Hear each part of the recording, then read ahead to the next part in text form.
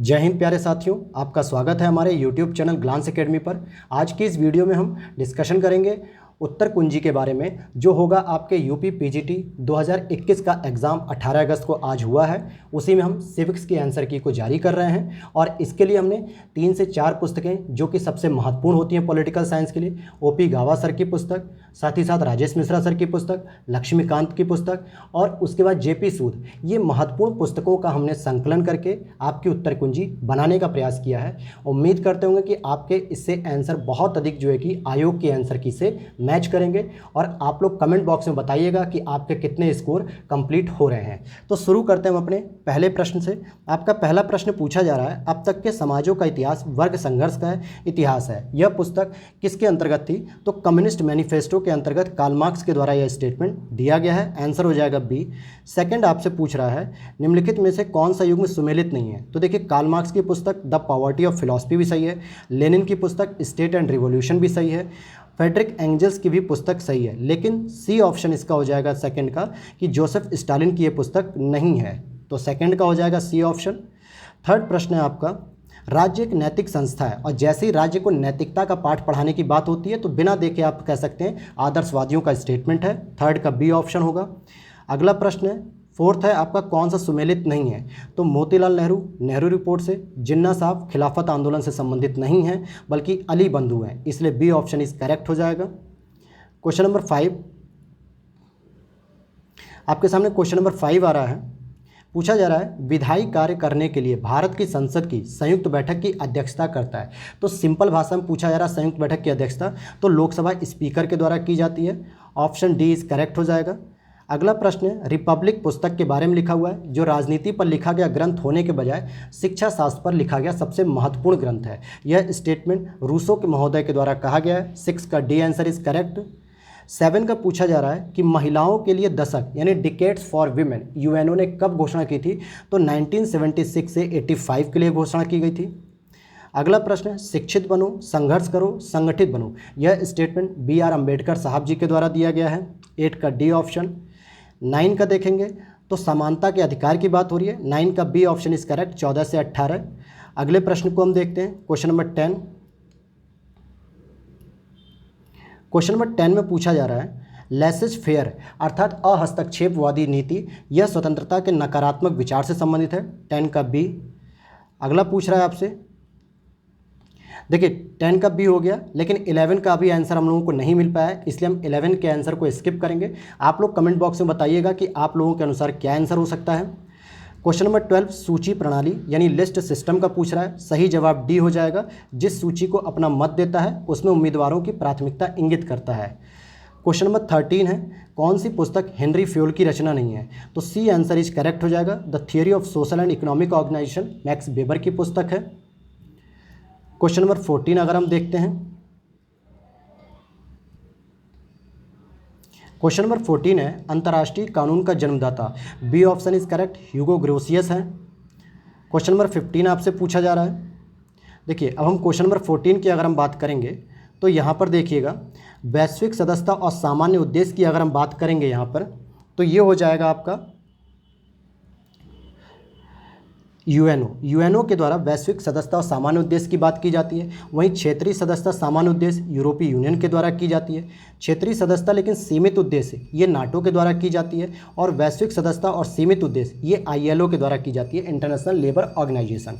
तो correct answer हो जाएगा फर्स्ट, यानी सेकेंड, फर्स्ट, फोर्थ और थर्ड, यानी ए का होगा सेकेंड, बी का होगा फर्स्ट, सी का होगा फोर्थ और डी का होगा थर्ड। अगले प्रश्न पर चलते हैं। प्रश्न संख्या 16 पूछी जा रही है आपसे, निम्नलिखित में से कौन भाषा को राष्ट्रवाद के विकास के लिए सबसे महत्वपूर्ण कारक मानता है? तो फिक्टे महोदय, जो कि जर्मन राष्ट्रवादी से संबंधित हैं और जर्मन राष्ट्रवादियों के द्वारा फिक्टे को स्पेशली माना जाता है भाषा के रूप में। लेकिन हाँ, इसमें थोड़ा सा ध्यान दीजिएगा कि ये फिक्टे वाला डाउट भी हो सकता है। अगले प्रश्न को देखें, क्वेश्चन नंबर हमारा 17 है। पूछा जा रहा है, पंचायती राज से संबंधित 73वां संविधान संशोधन जब पारित किया गया तो उस समय प्रधानमंत्री कौन थे हमारे? C option is correct, PV Narasimha Rao महोदय थे। क्वेश्चन नंबर 18 है, कानून सामाजिक आचरण का नियमन करने वाले नियमों का समूह है। देखिए इसमें हॉब्स और ऑस्टिन ये दोनों ही नहीं होंगे, तो जिसने डिग्वी या हॉलैंड लगाया होगा इसी में हमको थोड़ा सा कन्फ्यूजन है। सी और बी इन दोनों में से कोई एक ऑप्शन होगा। क्वेश्चन नंबर 19 पूछा जा रहा है, भारतीय संविधान सहायक एकात्मक विशेषताओं सहित एक संघीय राज्य की स्थापना के स्थान पर सहायक संघीय विशेषताओं सहित एक एकात्मक राज्य की स्थापना करता है। सामान्य भाषा में कहें तो अर्धसंघात्मक की बात हो रही है और यह स्टेटमेंट केसी वीयर महोदय साहब का है। अगले प्रश्न को देखते हैं, भारत सरकार में सहायक अभिकरण का उदाहरण क्या है? तो सहायक अभिकरण के लिए NITI Aayog is correct answer, A option is correct.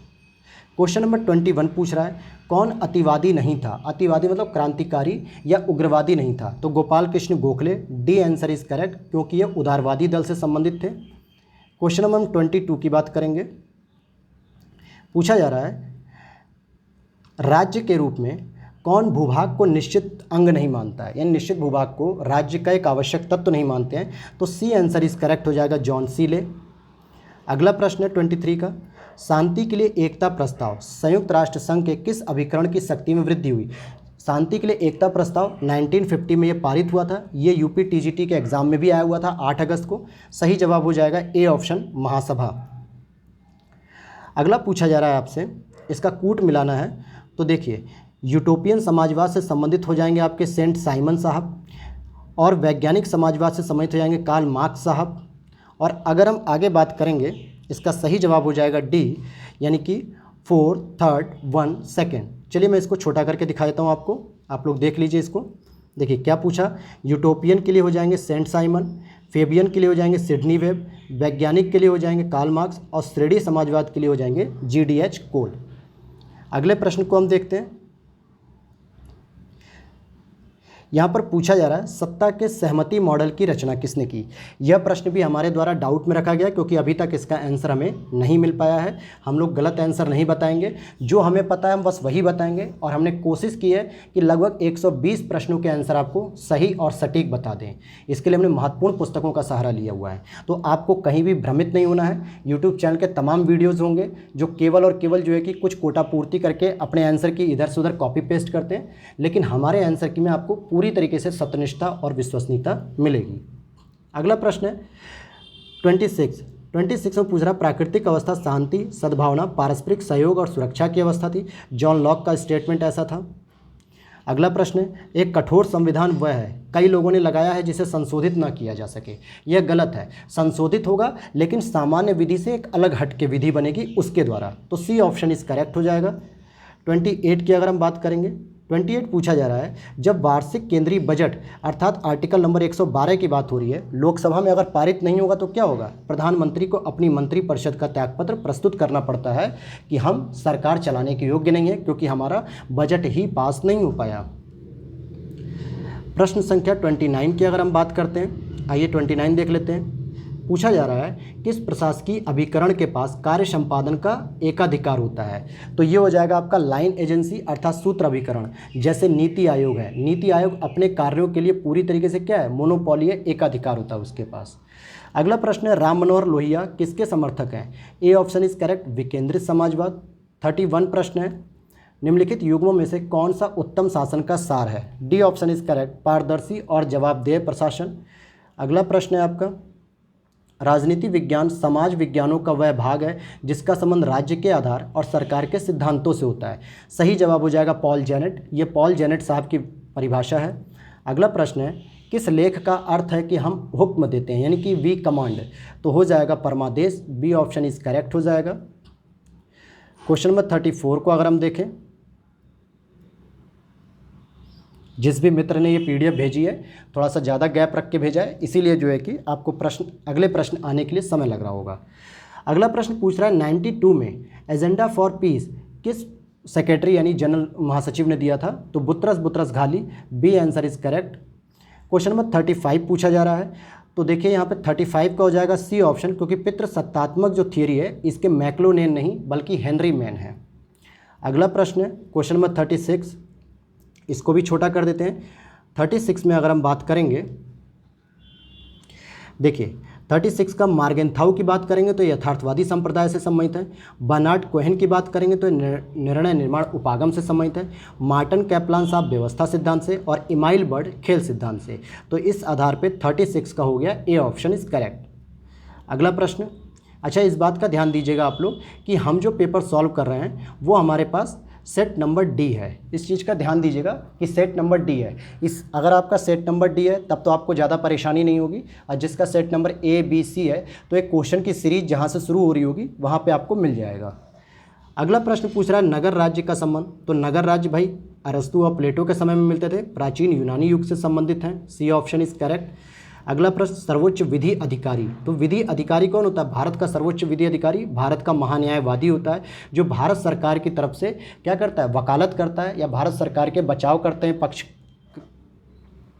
अगला प्रश्न है लोक निगम का उत्तरदायित्व संसद के प्रति होता है। जो पब्लिक कॉर्पोरेशन होते हैं उनके जो उत्तरदायित्व होते हैं वो संसद के प्रति होते हैं। क्वेश्चन नंबर 40 है जयप्रकाश नारायण किस अवधारणा के प्रतिपादक थे? तो संपूर्ण क्रांति की इन्होंने अवधारणा प्रस्तुत की थी इंदिरा गांधी गवर्नमेंट के समय, जिस समय इमरजेंसी का युग आ गया। अगला प्रश्न पूछ रहा है सेंटो का कौन सदस्य नहीं है? तो सेंटो में मुख्य रूप से यूनाइटेड किंगडम के साथ मुस्लिम कंट्रीज़ हैं, जिसमें टर्की, पाकिस्तान, इराक, और यहाँ पर यूएसए इसका सही ऑप्शन हो जाएगा क्योंकि यूएसए इसका सदस्य नहीं है। अगले प्रश्न को अगर हम देखें, क्वेश्चन नंबर 42 की हम बात करें, क्वेश्चन नंबर 42 कह रहा है ईश्वर जिसने हमें जीवन दिया उसी के साथ हमें स्वतंत्रता भी दी है।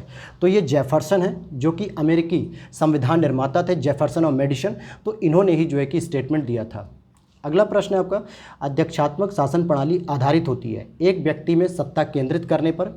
43 का ए ऑप्शन इज करेक्ट। जैसे डोनाल्ड ट्रंप अमेरिकी प्रेसिडेंट थे और उनके हाथ में जो है कि पूरी सत्ता थी, और इस समय आपके कौन है प्रेसिडेंट, आप लोग कमेंट बॉक्स में ज़रूर बताइएगा। क्वेश्चन नंबर 44 की हम बात करेंगे हूवर आयोग। हूवर आयोग किससे आधारित है, यानी कि संगठन के निर्माण में उन्होंने किसको फोकस किया है? तो प्रयोजन यानी कि पर्पस क्या होना चाहिए संगठन के निर्माण का, इस पे उन्होंने फोकस किया है। अगला प्रश्न है सभी धर्मों को राज्य द्वारा समान संरक्षण बतलाया गया है, पंथ निरपेक्षता का सही आशय। ये जवाहरलाल नेहरू जी के द्वारा बताया गया है। 45 का डी इज करेक्ट आंसर। अगला प्रश्न 46 अनुपातिक समानता के बारे में बात हुई है, तो अनुपातिक समानता की बात किसने की है? अरस्तु महोदय ने की है। 46 का ए हो जाएगा। 47 प्रश्न को देखते हैं हम लोग। निर्वाचन आयोग का सही जवाब हो जाएगा ए ऑप्शन, आर्टिकल 324 में कहा गया है। ऑस्टिन के संप्रभुता सिद्धांत का कटुतम आलोचक कौन है? देखिए ऑस्टिन एकलवादी थे और इसी आधार पे बहुलवादी विचारक लास्की महोदय ने इनकी कटु आलोचना की थी। तो डी ऑप्शन इज करेक्ट। निम्नलिखित में से कौन एक आदर्शवादी विचारक नहीं है? आदर्शवादी विचारक नहीं है तो बेंथम क्योंकि उपयोगितावादी होने के साथ साथ उदारवादी विचारक थे, न कि आदर्शवादी विचारक थे, इसलिए बेंथम करेक्ट आंसर हो जाएगा। देखिए यहाँ पर हम एक्सप्लेनेशन नहीं दे रहे हैं क्योंकि कम समय है, आप लोग भी जल्दी जल्दी बस आंसर की चाहते होंगे कि जल्दी से हम आंसर की को मिला लें और देख लें कि हमारा कितना स्कोर हो रहा है, हम सेफ जोन में है कि नहीं। मैं जल्दी इस पर आज शाम तक पॉलिटिकल साइंस के लिए कट ऑफ मैं बता दूंगा कि लगभग कितनी कट ऑफ जाएगी।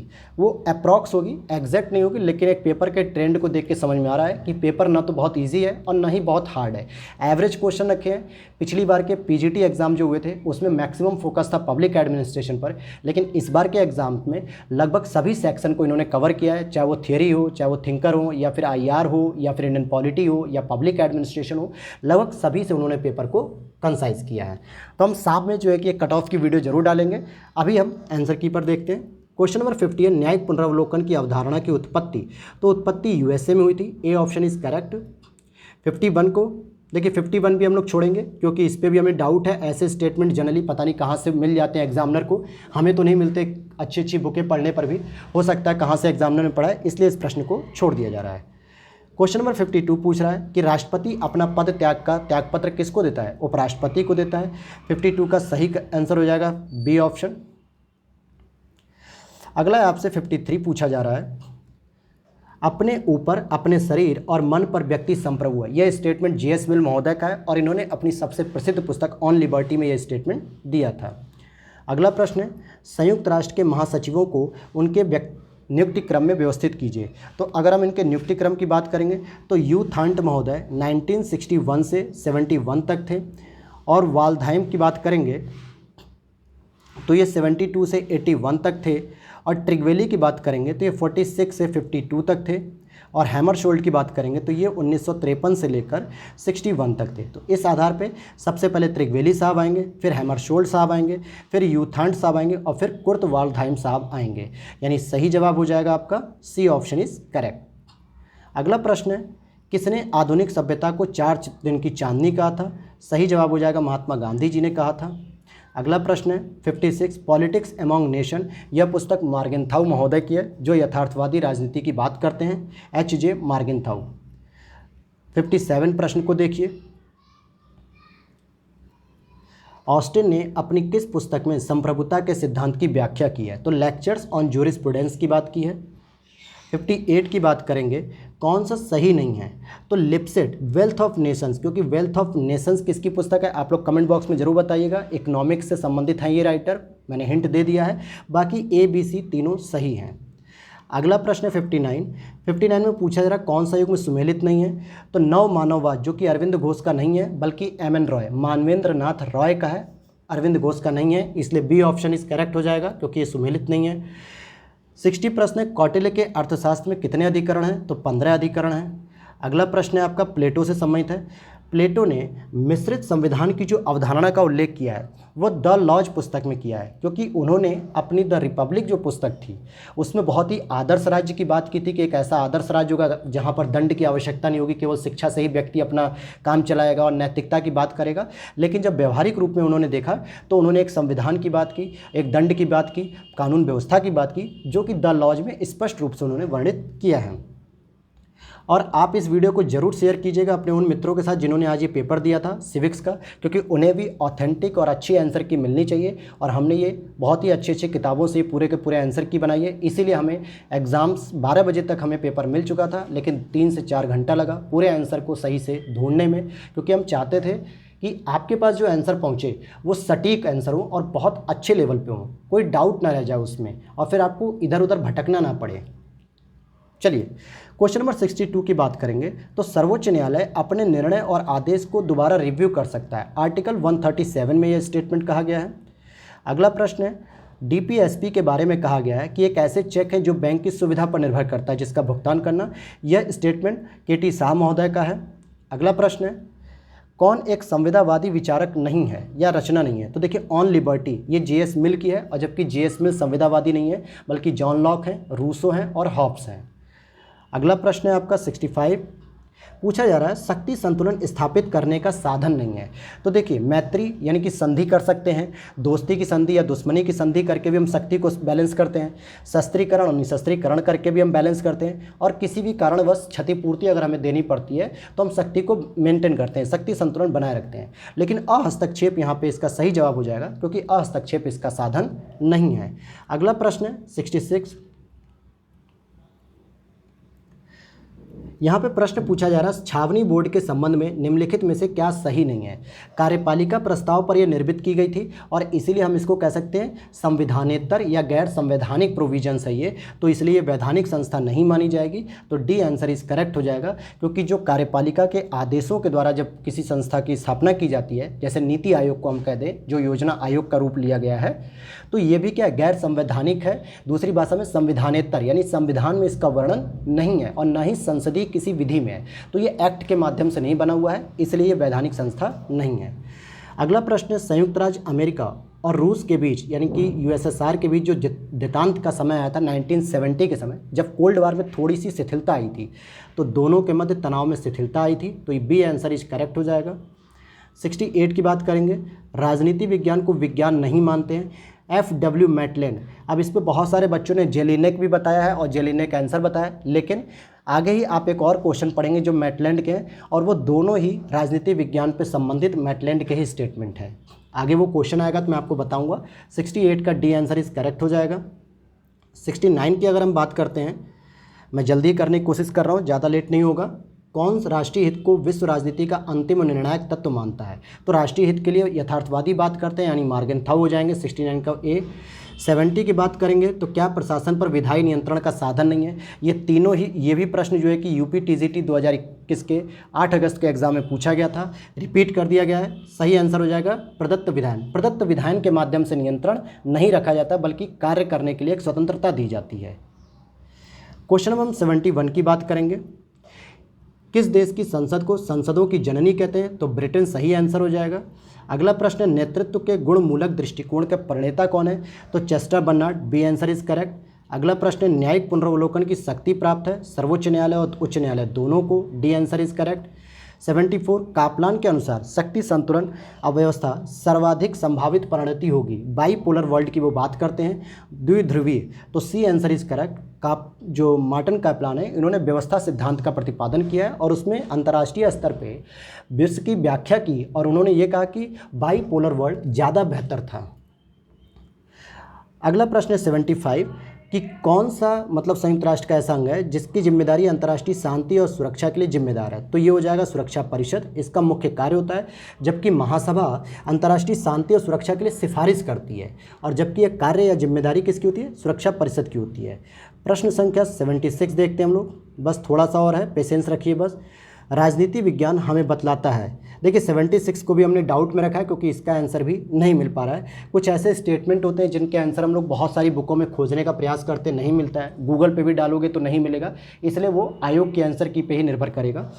अगला प्रश्न, संसद में पहला लोकपाल विधेयक कब प्रस्तुत किया गया? तो 68 में जो है कि प्रस्तुत किया गया था, इंट्रोड्यूस किया गया था। नेक्स्ट प्रश्न 78 कि जब भी एक नए राज्य का सृजन किया जाता है तो किस अनुसूची को सबसे पहले संशोधित किया जाता है? तो पहली अनुसूची को किया जाता है जिसमें वर्णित किया जाता है उस नए राज्य का नाम, उसकी लोकसभा सीटें, राज्यसभा सीटें, उसकी जितने भी क्षेत्र के नाम वगैरह जो भी चीज़ें हैं वो मेंशन किया जाता है पहली अनुसूची में संशोधन करके।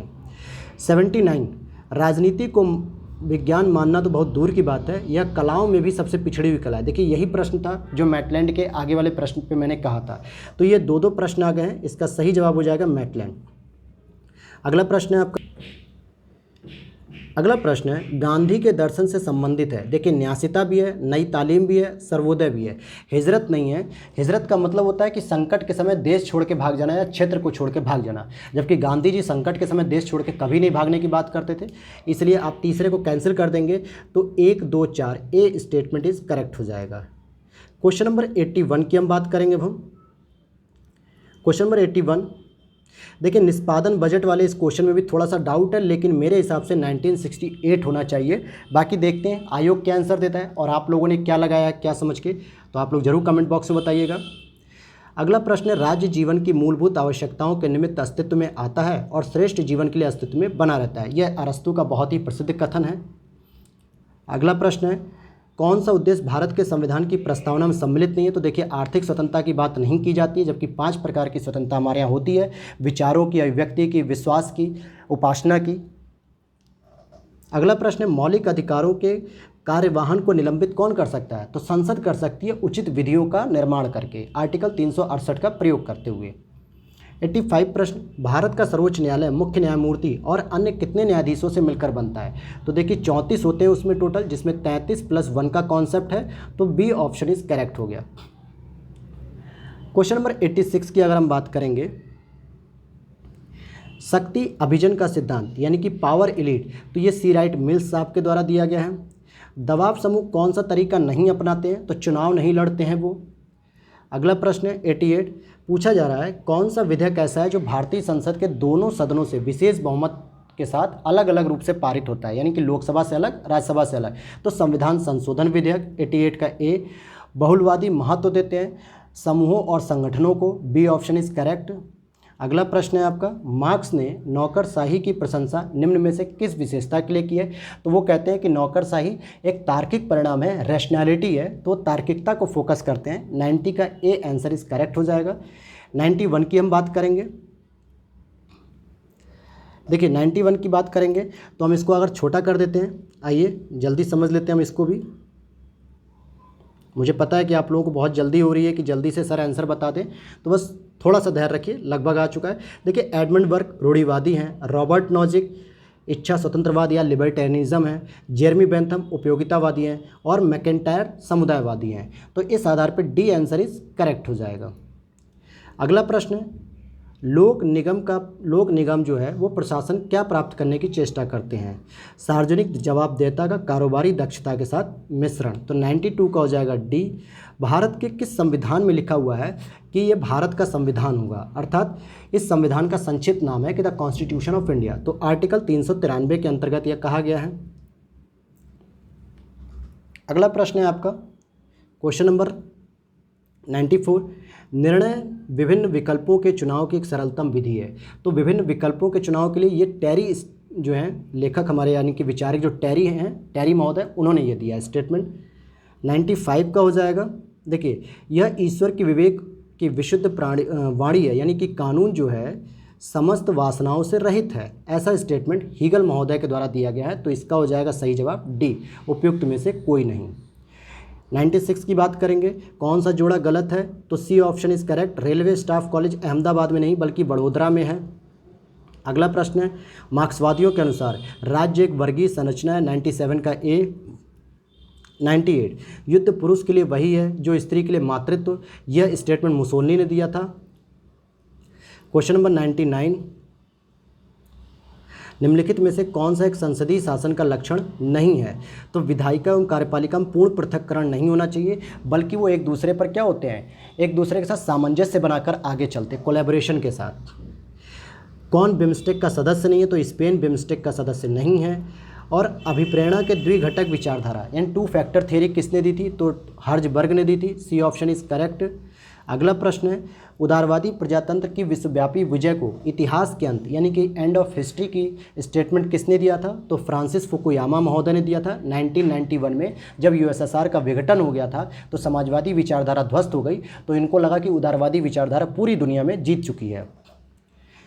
1962 में जब क्यूबा मिसाइल संकट था तो उस समय अमेरिकी राष्ट्रपति JF कैनेडी महोदय थे। अगला प्रश्न है आपका क्वेश्चन नंबर 104, कौन सी विद्या कौटिल्य द्वारा सुनिश्चित मूल विद्याओं में सम्मिलित नहीं है? तो देखिए वार्ता भी है, अन्वीक्षिकी भी है, त्रयी भी है, लेकिन निरुक्त नहीं है। अगला प्रश्न है, संयुक्त राष्ट्र चार्टर मुख्यतः कैसा है? तो शांति, न्याय, स्वतंत्रता, आर्थिक तथा सामाजिक अधिकारों जैसे व्यापक विषयों के लिए ये बनी है। सी ऑप्शन इज करेक्ट। 106 की बात करेंगे तो हॉब्स के अनुसार जो प्राकृतिक अवस्था थी वो पूर्व राजनीतिक और पूर्व सामाजिक दोनों ही है, ये ध्यान दीजिएगा, दोनों है। और अगला प्रश्न है, जिले में कानून व्यवस्था कायम करने के लिए जिला पुलिस पर सामान्य नियंत्रण किसका होता है? तो डिस्ट्रिक्ट कलेक्ट्रेट या जिलाधिकारी, जिसको हम डीएम कहते हैं। 107 का हो जाएगा ए ऑप्शन।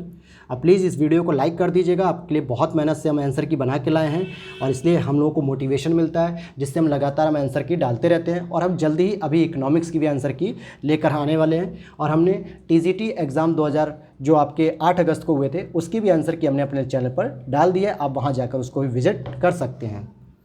अगला प्रश्न है आपका 108। तो देखिए महात्मा गांधी का हो गया हिंद स्वराज, अंबेडकर साहब का हो गया annihilation of caste, V D. Savarkar का हो गया हिंदुत्व और गोलवलकर साहब का हो गया बंच ऑफ थॉट्स। तो इस आधार पे इसका सही जवाब हो जाएगा बी, आंसर इज करेक्ट। 109 की अगर हम बात करेंगे तो देखिए ये क्वेश्चन डाउट में है। डाउट में इसलिए क्योंकि इसमें बी और सी दोनों ही आंसर सही है। डिपेंडेंसी थियरी जो है समीर अमीन और गुंडर फ्रैंक दोनों ने ही दिया, आंद्रे गुंडर फ्रैंक दोनों ही लैटिन अमेरिकी देश के विचारक हैं जो तीसरी दुनिया के विचारों की बात करते हैं। तो यहाँ पे दोनों ऑप्शन दिए हुए हैं, देखते हैं एग्जामिनर क्या मानते हैं, लेकिन यहाँ पे दोनों ही ऑप्शन होंगे। हो सकता है यह प्रश्न को ही बाहर कर दिया जाए।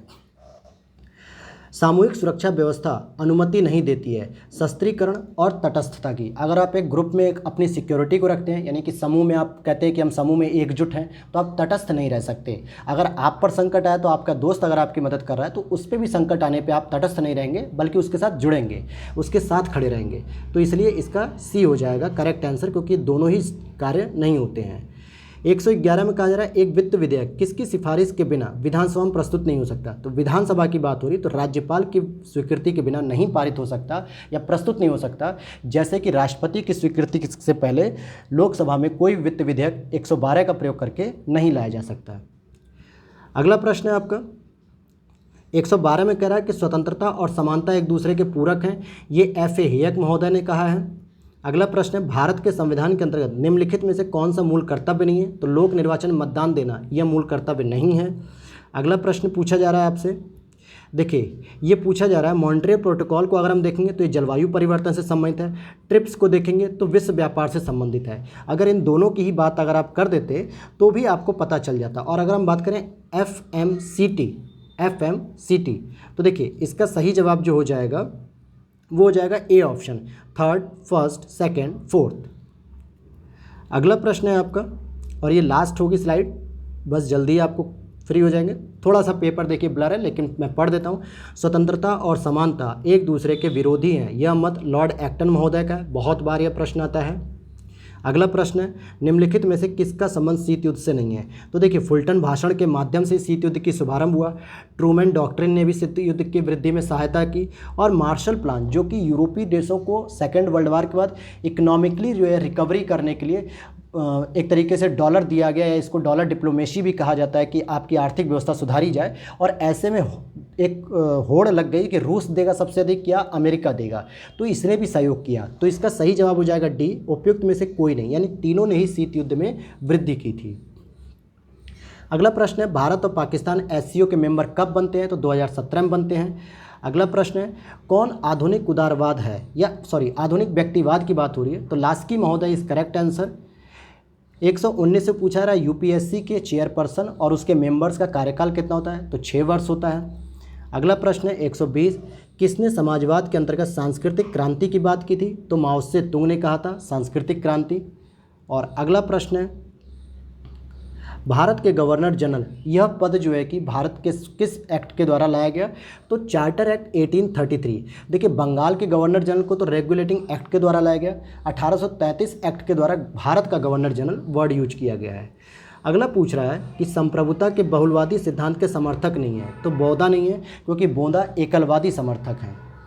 अगले प्रश्न को देखें, एक राज्यपाल एक अध्यादेश जारी कर सकता है कब। जब कभी भी राज्य विधानमंडल का सत्र जारी न हो, राज्यपाल संतुष्ट हो कि तुरंत कार्य करने की आवश्यकता है। तो सी आंसर इज करेक्ट। देखिए 2 प्रश्न और रह गए हैं, तो प्लीज़ अगर आपको वीडियो अच्छी लगी तो वीडियो को लाइक जरूर कीजिएगा, और आप लोग कमेंट बॉक्स में बताइएगा कि आपके कितने आंसर सही हुए हमारे उत्तर कुंजी से, और अपने दोस्तों से भी आप अपने ग्रुप में भी शेयर कर दीजिएगा, जिससे हमें एक मोटिवेशन मिलेगा। और हम जल्दी ही शाम को इकोनॉमिक्स की भी आंसर की लेकर आएंगे। जो भी आपके दोस्त इकोनॉमिक्स के आंसर की देखेंगे उनके लिए आप हमारे चैनल को सजेस्ट कर सकते हैं।